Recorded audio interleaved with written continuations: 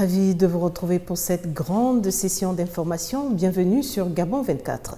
Et tout de suite, les titres. Au Gabon, les membres de la Gabonaise des loisirs scientifiques et techniques, GLOST, ont présenté officiellement au gouvernement leur création. Il s'agit du premier véhicule motorisé Made in Gabon, fabriqué à partir de matériel composite. En Afrique, les chefs d'État de l'Union africaine qui ont élu le nouveau président de la Commission de l'organisation continentale ont décidé ce lundi de réintégrer le Maroc qui avait quitté l'organisation continentale en 1984 pour marquer son désaccord sur le dossier du Sahara occidental. Vous verrez qu'en France, célébration des 30 ans du Téléthon, l'événement caritatif organisé depuis 1987 par l'Organisation française contre les myopathies pour financer des projets de recherche sur les maladies génétiques neuromusculaires. François Hollande a salué la belle réussite lors de la cérémonie à l'Élysée.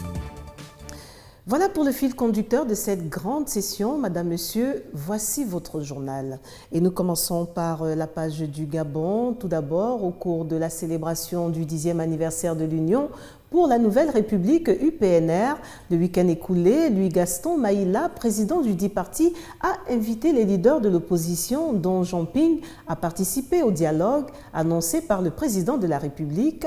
Un appel qui a suscité la réaction des journalistes, acteurs et observateurs de la vie politique, économique et sociale du Gabon. Chimène Sandra Senghone, Bertin Osaga. L'appel au dialogue de Louis Gaston Maïla, lancé au cours du 10e anniversaire de son parti, une formation de l'opposition proche de Jean Ping, a aussi son écho auprès des journalistes. Pour certains, cet appel est une preuve de maturité. C'est le bien-être des Gabonais. Je crois que les élections sont finies, la crise demeure toujours, mais pour autant elle ne va pas toujours demeurer. Donc le fait que Maïla plus ou moins songe aujourd'hui à fléchir et accepter de dialoguer avec le camp en face, c'est signe non seulement d'apaisement, mais de responsabilité aujourd'hui. À la question de savoir si ce dialogue pourrait entraîner un dégel de la situation politique au Gabon, Louis revient de manière récurrente. Qui dit crise dit problème. S'il y a problème, les différents protagonistes, si jamais il leur était donné un cadre de se rencontrer, ils vont donc s'asseoir et discuter et trouver des solutions à ceux qui les opposent. Une crise politique telle que celle que nous vivons au Gabon a pour objectif, dans un premier temps, de mettre face à face des camps opposés afin de trouver des terrains d'entente sur des questions qui posent problème.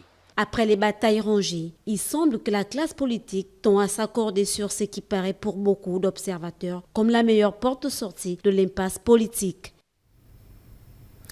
Comment renforcer les capacités des entrepreneurs gabonais et faire de l'agriculture l'or vert du Gabon? C'est le but de l'atelier de formation qui s'est ouvert ce lundi et qui s'étendra durant toute la semaine à Libreville. Les détails dans ce compte rendu de Mirandangué. Ils sont nombreux les entrepreneurs gabonais qui participent à cet atelier entrepreneurial. Ils visent le renforcement de leurs capacités dans la transformation des produits locaux. Aujourd'hui encore, les transformateurs des produits agricoles du Gabon vont se retrouver face aux professionnels venant des structures spécialisées dans la transformation des produits agricoles en Afrique pour le renforcement des capacités dans la maîtrise des procédés et technologies de traitement post-récolte. Pour faciliter l'apprentissage, les thématiques seront accompagnées d'exercices en travaux de groupe ou de sessions de démonstration pratique. Une occasion pour consolider davantage le partenariat déjà existant entre l'Organisation des Nations Unies pour l'alimentation et l'agriculture et le Gabon dans le domaine de l'économie du développement agricole. Cette formation est d'une importance capitale dans le renforcement des capacités des acteurs de la transformation. Elle sera dispensée par une combinaison d'experts internationaux et nationaux et offrira l'occasion aux participants qui viennent de toutes les 9 provinces du Gabon, non seulement d'échanger leur expérience, mais aussi et surtout de tisser les partenariats efficaces et durables. Notre ambition est de consacrer la compétitivité par la qualité des produits du Made in Gabon en amplifiant leur commercialisation. Cette formation est aussi une réponse à la sécurité alimentaire et nutritionnelle, le tout étant d'améliorer la qualité des produits agricoles mis à la disposition des consommateurs. Et justement, pour booster l'agriculture gabonaise, le ministre délégué à l'agriculture, quant à lui, a réuni ce lundi à son cabinet le bureau du Conseil gabonais de la jeunesse et des femmes de la sous-commission agriculture, élevage et pêche de la décennie de la femme. Objectif, planifier des actions communes afin de contribuer à l'effort pour l'autosuffisance alimentaire. Kenny Ongori et Hervé Obian. Partagé entre décennies de la femme, septennat de la jeunesse et l'égalité des chances, le deuxième mandat d'Ali Bongo Ondimba devrait voir se développer une synergie entre les jeunes et les femmes pour relever les défis de l'agriculture et du développement. La question était au centre d'une rencontre entre le ministre délégué à l'agriculture et des représentants des jeunes et des femmes. Dans le secteur agricole, nous notons une présence féminine de 60%. Vous constaterez également avec nous que la population agricole est vieillissante. Il est donc impérieux que la femme gabonaise s'implique un peu plus pour développer le secteur, mais il faut également rajeunir, n'est-ce pas, cette population, d'où la présence massive de la jeunesse dans le secteur agricole. Comment alors impliquer la jeunesse gabonaise dans ce vaste projet agricole encore dominé par les femmes? Le Conseil national de la jeunesse est sollicité pour sa vision en la matière. Aujourd'hui, le Conseil national de la jeunesse veut montrer l'impact et l'importance de la jeunesse à l'heure où les Nations unies invitent aux pays d'analyser, de rentabiliser la force démographique des jeunes dans leurs différents États. Dans le même temps, comment régler la question de l'agriculture au Gabon afin d'atteindre l'autosuffisance alimentaire? L'approche féminine est ici déclinée. Nous avons besoin de former les femmes. Il faut former les jeunes, il faut professionnaliser. C'est une activité professionnelle. Il faut des techniques modernes.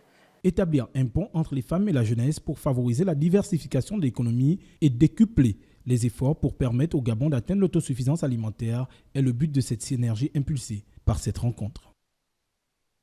Je vous l'annonçais en titre, le ministre délégué auprès du ministre de la Culture, Olivier Koumba Koumba, a reçu ce lundi les membres de la Gabonaise des loisirs scientifiques et techniques GLOS au hall de son ministère. Les détails avec Jamila Begman. La Gabonaise des loisirs scientifiques et techniques, GLOST, a présenté ce 30 janvier à la presse, en présence du ministre délégué à la Culture, leur réalisation dénommée « Prototype Gabon Lambaréné 1 ». Le responsable communication de ladite association, Souleymane Louembe, a présenté leur structure créée en 2010. Pour le concepteur Isidina Ousmane, ce projet était... C'est un rêve d'enfance. Donc, comme je disais tantôt, ce n'est pas ma première réalisation. En 86, déjà, j'ai présenté un avion, malheureusement, qui n'a pas volé. Mais en 93, par contre, j'ai conçu un avion qui a volé plus de 40 heures. Les véhicules, simplement parce que j'ai pensé au déficit en matière de technologies de roulage. Ça me faisait mal de voir le nombre de véhicules que nous avons au Gabon ou particulièrement à Libreville. Il n'y a aucun Made in Gabon dedans, ça me dérangeait. Le projet qui a débuté en 2013 nécessite, selon l'association, un appui du gouvernement afin de soulager les difficultés auxquelles ils sont confrontés. Ils ont conçu un prototype 100% gabonais avec du matériel de récupération. Ils ont fait des essais sur plus de 800 km et ces essais se sont avérés concluants. Il faut les féliciter et les encourager. Et en ce qui concerne le gouvernement, nous sommes prêts à les accompagner pour atteindre leurs objectifs. Et comme pour cette association GLOS qui vient de mettre en place le prototype dénommé GL1, de nombreux jeunes Gabonais, à l'exemple de Wilfried, un jeune mécanicien, il aspire à devenir lui aussi une référence dans le domaine de la mécanique auto. En témoigne ce constat de Kenny Ongori et Hervé Obian. À l'image d'Ousmane Isidina, concepteur d'automobiles, plusieurs jeunes Gabonais aspirent à devenir des exemples dans le domaine de la mécanique auto pour pouvoir fournir au Gabon d'autres créations. Oui, fabrication de véhicules, oui. J'ai cette ambition-là de me lancer dans quelque chose normalement, mais ici c'est pour la fabrication, pas seulement la fabrication des voitures, fabrication des moteurs, des pneus, essayer de voir comment on fabrique un pneu. Oui, pour ça je suis pour, c'est un rêve que j'ai toujours depuis que j'ai l'âge de 6 ans, essayer d'avoir un véhicule et puis conduire, subvenir à mes besoins. Avec beaucoup de motivation et de détermination, le métier de mécanicien peut s'acquérir sur le tas, à l'exemple de Wilfried, un jeune qui fait ses classes dans un garage de fer à Libreville. J'ai été formé sur place ici, sur le terrain, ici au garage. Je me suis intéressé à la mécanique parce que j'ai vu que ça pouvait donner quelque chose pour moi-même. J'ai déjà ici 1 mois et j'ai vu qu'avec ceux que les grands avec qui j'ai commencé m'ont montré, ça c'est de donner quelque chose. Maintenant, je peux déjà démonter un moteur, je peux le remonter et regarder la jauger du moteur et voir ce qui ne va pas. Et quand je vois que ça ne va pas, j'appelle au grand, il me fait comprendre. Et ce que je souhaiterais, c'est que demain, après-demain, j'ai aussi ma propre entreprise, mon propre garage, où je vais former aussi des frères. Même si ce jeune n'a pas acquis ce métier dans un centre de formation, la deuxième phase du programme Un jeune un métier arrive à point nommé pour former de nombreux jeunes potentiels constructeurs automobiles. Et pour fermer la page du Gabon, la Caisse nationale de sécurité sociale CNSS vient donc d'adopter une politique d'austérité pour améliorer les comptes de l'entreprise. Son directeur général Désiré Lasségué était l'invité de la matinale de Gabon 24 ce lundi, occasion pour lui de décliner ce plan d'austérité, le compte-rendu de Linda Gaël Maganga et Jospin Bombadianga. La Caisse nationale de sécurité sociale CNSS est sur le point de mettre en place un plan d'austérité pour redresser ses finances. Parmi ces propositions, il y a surtout la baisse des charges administratives. Il faut savoir que dans la gestion d'une caisse, de façon globale, selon les recommandations de la CIPRES, sur les cotisations globales, nous devons prendre seulement 15% pour nous permettre de fonctionner. Or, depuis plusieurs années, nous avons observé que la Caisse du Gabon avait dépassé ces 15%. Et donc, il faut réduire les charges. Et parmi les charges, il y a les frais du personnel. Le plan en cours d'élaboration met l'accent sur la réduction des charges de la CNSS et donne la priorité au paiement des pensions. Nous allons nous concentrer sur le paiement de pensions. D'abord, ensuite les salaires et les charges incompressibles, l'eau, l'électricité, le téléphone, etc. En 2017, pas d'investissement avec les fonds de la CNSS. Les partenaires sociaux de l'entreprise sont invités à discuter pour aider l'entreprise à mettre sur pied un plan de redressement réussi afin qu'elle puisse investir et diversifier ses revenus. Et nous prenons la direction de la Corne de l'Afrique en Éthiopie, où le Tchadien Moussa Faki Mahamat devient le nouveau président de la Commission de l'Union africaine. C'est au cours du 28e sommet de l'organisation qui se tient du 30 au 31 janvier à Addis Abeba qu'il a été élu. Mais qui est donc Moussa Faki Mahamat? Pour le savoir, suivons ce reportage de Lardingue Mamba. Le chef de la diplomatie tchadienne Moussa Faki Mahamat, 56 ans, vient d'être élu à la tête de la Commission de l'Union africaine, dont le 28e sommet s'est déroulé ce lundi à Addis Abeba en Éthiopie. Il succède à la sud-africaine Nkosazana Dlamini Zuma. Moussa Faki, ancien premier ministre tchadien du 24 juin 2003 au 3 février 2005, était opposé à 4 autres candidats et a été élu au 7e et dernier tour de scrutin, avec plus de 2 tiers de voix, en battant la Kenyane Amina Mohamed. Le nouveau président de la Commission de l'Union africaine, élu pour 4 ans, est un fidèle du président tchadien Idriss Déby Itno. Moussa Faki est depuis 2008 chef de la diplomatie de son pays, lequel joue un rôle important dans la lutte contre le groupe islamique nigérian Boko Haram et d'autres groupes armés dans le Sahel. Juriste de formation, l'homme fait son entrée au gouvernement en 2002 en tant que ministre des Travaux publics et des Transports. C'est sur un suffrage de 39 sur 54 que Moussa Faki a été élu.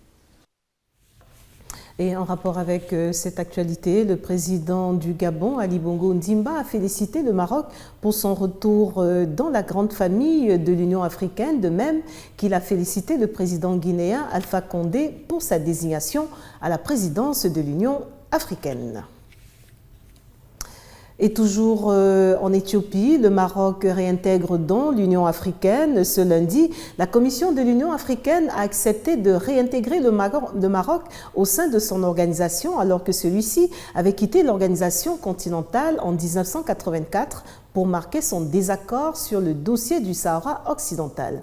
Marina Boissa s'en fait l'écho.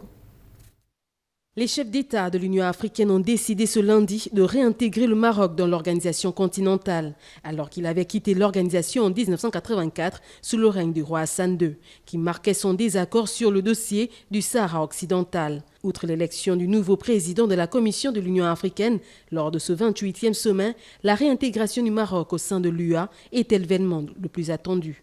Selon le président sénégalais Macky Sall et le ministre sahraoui des Affaires étrangères, Mohamed Salem Ould Salek, 39 chefs d'État sur 54 pays se sont prononcés pour le retour du royaume chérifien au sein de l'UA. 4 mois après avoir déposé sa demande d'adhésion, c'est ce lundi 30 janvier qu'elle a officiellement été acceptée.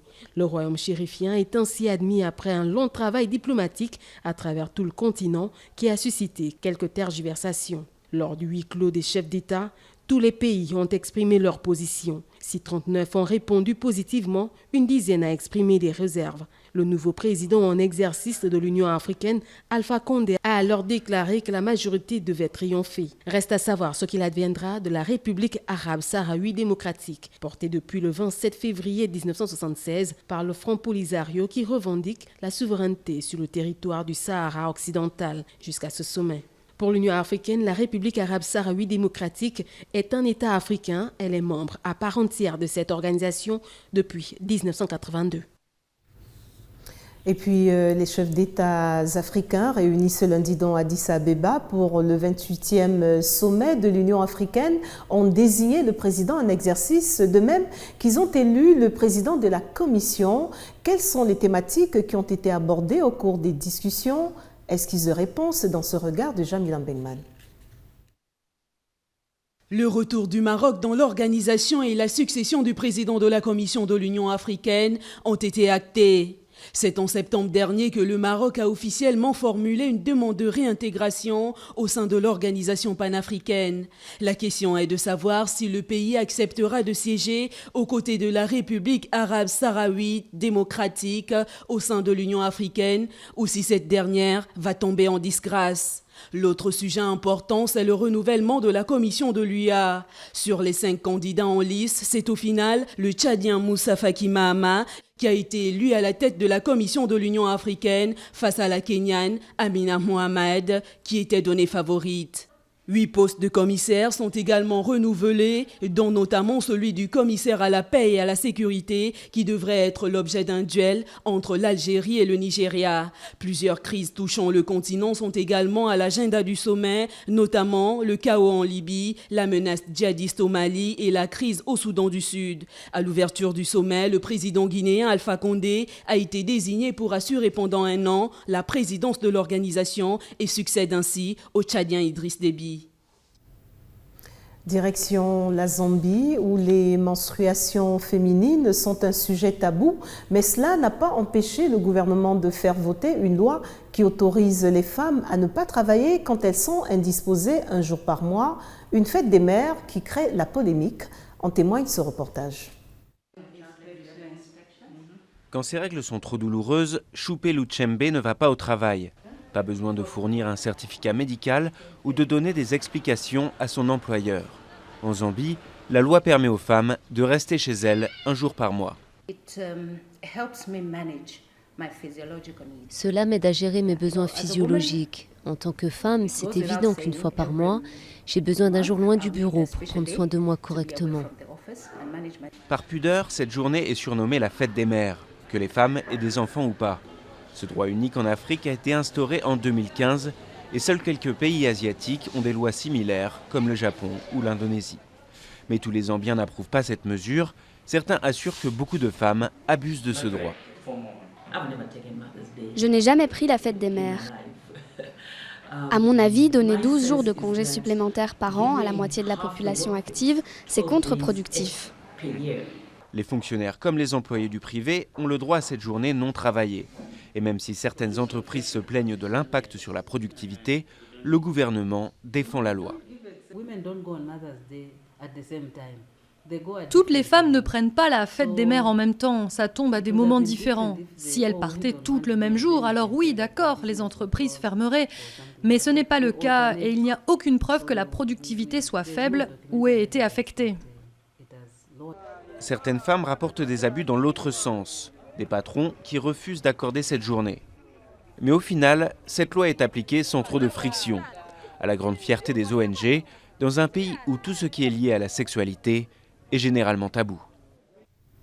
Pendant ce temps, au Soudan, Fatima Abou al-Sem al-Kash et Amer Ahmed al-Manoufi font partie des premiers Soudanais à avoir été empêchés de se rendre aux États-Unis après que Donald Trump a signé vendredi un décret interdisant l'entrée aux États-Unis des ressortissants de 7 pays à majorité musulmane pendant 90 jours. Le récit de Linda Gaël Maganga.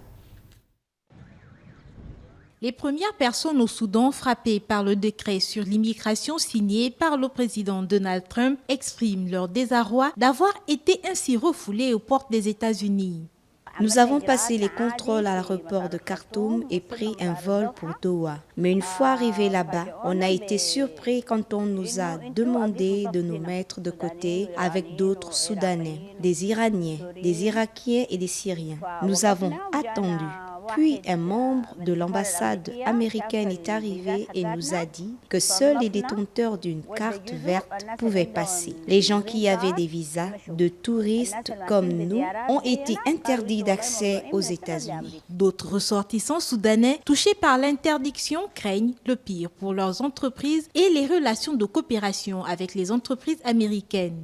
Je dirige un groupe d'entreprises au Soudan depuis 2005 et nous travaillons aussi avec des firmes internationales, dont 2 entreprises américaines avec lesquelles nous faisons affaire depuis 2009. Notre coopération avec les autres entreprises représente environ 27 millions de dollars. Et c'est sans compter les opportunités à venir, parce qu'on devait assister à un salon sur les volailles à Atlanta du 31 janvier au 2 février. Le ministre soudanais des Affaires étrangères a convoqué le chargé d'affaires américain pour protester contre les restrictions d'entrée aux États-Unis imposées par Donald Trump contre les ressortissants de 7 pays, dont le Soudan. Le décret sur l'immigration jugé discriminatoire soulève déjà des mouvements de contestation aux États-Unis. Il n'est pas le seul à attiser la polémique depuis que le président américain a mis en avant le slogan « L'Amérique d'abord ». Et pas en reste dans cette grande session, vos actualités hors du continent. Tout d'abord en France, et tel que je vous l'annonçais à l'entame, François Hollande a salué ce lundi la belle réussite du Téléthon lors d'une cérémonie à l'Élysée pour les 30 années de l'événement caritatif en présence de quelques 300 bénévoles et familles. Le récit de Lardingue Mamba.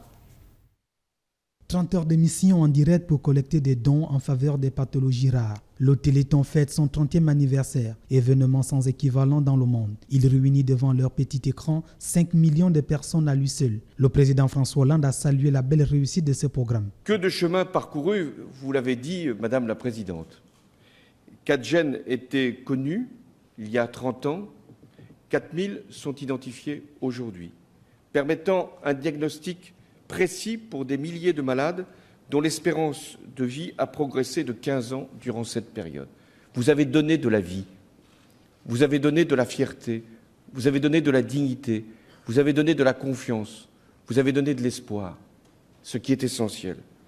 Vos résultats ont permis à de nombreuses familles ici représentées de pouvoir avoir une vision de ce qui pouvait leur advenir, d'avoir un accompagnement, d'avoir une aide, d'avoir un soutien et surtout d'avoir des médicaments innovants, accessibles à des prix justes et maîtrisés. La 30e édition du Téléthon qui a débuté vendredi 2 décembre a permis de récolter 80,31 millions d'euros, soit environ 52 millions de francs CFA de promesses de dons. Et toujours en France, à l'occasion du centenaire de sa naissance, la Cité internationale de la bande dessinée consacre une exposition jusqu'en octobre à l'un des plus grands acteurs de BD du XXe siècle, l'Américain Bill Eisner, mort en 2005. Créateur du concept de roman graphique avec son spirit, il croqua avec un trait inimitable le New York des années 40, en témoigne ce reportage. Un nom comme signature, mais peu connu du public francophone. L'américain Will Eisner aurait eu 100 ans cette année, l'occasion pour le musée de la BD de consacrer une exposition à celui considéré comme l'un des plus grands maîtres de la BD au monde. Volontairement sombre, l'exposition nous plonge dans l'univers urbain et noir des années 40 et de son personnage culte, le Spirit, un justicier masqué. Le Spirit, c'est des histoires courtes de 7 pages. Il y a beaucoup de second degré parce qu'en fait, c'est une bande dessinée qui paraissait dans les journaux quotidiens et ça s'adressait à un public adulte. Donc il y avait un second degré, il y avait de l'ironie, il y avait vraiment un propos qui était très émancipé par rapport à la bande dessinée, telle qu'elle était vue en Europe où à l'époque, dans les années 50, la bande dessinée c'était pour les enfants. Sa jeunesse, Will Eisner la passe dans la pauvreté à Brooklyn, un passé qui a une grande influence sur son travail et sa manière très graphique de dépeindre la ville, jouant sur les contrastes du noir et du blanc. Il joue sur cette ambiance de ville, les immeubles, la verticalité, la nuit. Et quand on regarde une page comme ça, la façon dont est organisée la narration, le travail sur le noir et blanc, la manière dont le noir et le blanc donnent de la profondeur et guident la lecture, enfin une case comme ça est absolument magnifique quand on regarde la façon dont tout ça est organisé. C'est assez splendide. Composée de planches originales prêtées par la famille ou des collectionneurs, l'exposition comporte quelques pépites comme cette page du Spirit datée de 1940 ou encore des épreuves couleurs.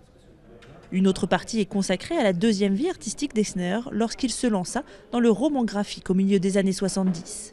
Je connaissais déjà un petit peu, alors pas toute l'ampleur de son œuvre, je connaissais surtout Spirit, tout ce qu'il a fait aussi autour de la ville de New York.